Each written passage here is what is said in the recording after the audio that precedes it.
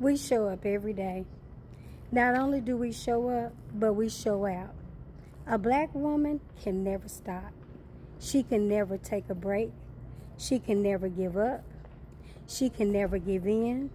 She can't show a sign of weakness, because if she shows a sign of weakness in front of these people that she works with, then they say she can't handle the pressure and they use it to not promote her. If she is honest about what she's experiencing, then they say she is being crabby, she's being upset, and she's a mad black woman, and she's aggravated or mean. Either way it goes, they have something to say.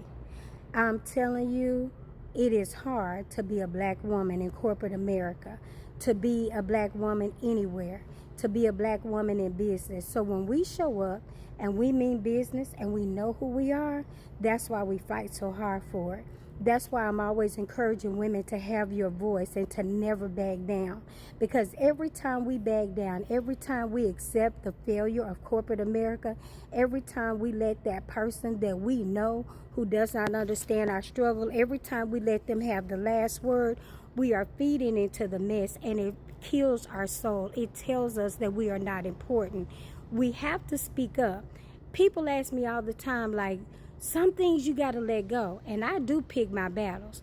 But I've been doing this long enough to know when to fight, when to be silent, and when to be quiet, and when to speak up.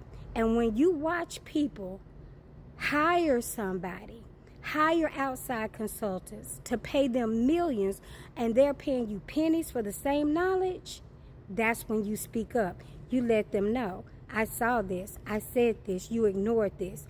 And you find a way to do it. It's not even all the time what you say, women.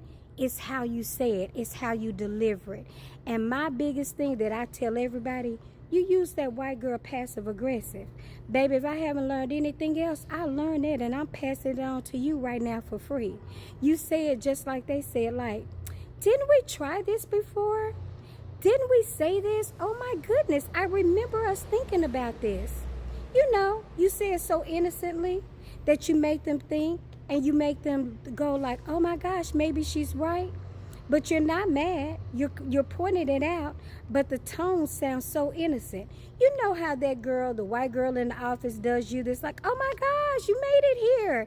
And you're thinking, why are you talking loud when you know I was running late? And she makes it seem so innocent, so you don't know whether you should smack her or not. That's the voice. Use it. Do whatever you have to do.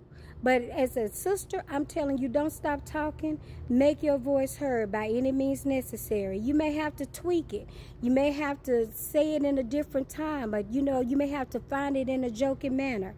But don't you ever take on their responsibility, their headache, because the failure is in them. It's not in us. They don't want to hear us no matter how we come at.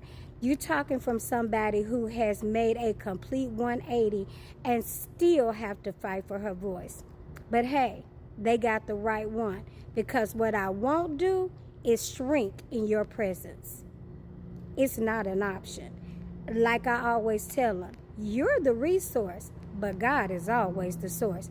It's been your girl, Candy with Kim, and your girl, the Queen Bee.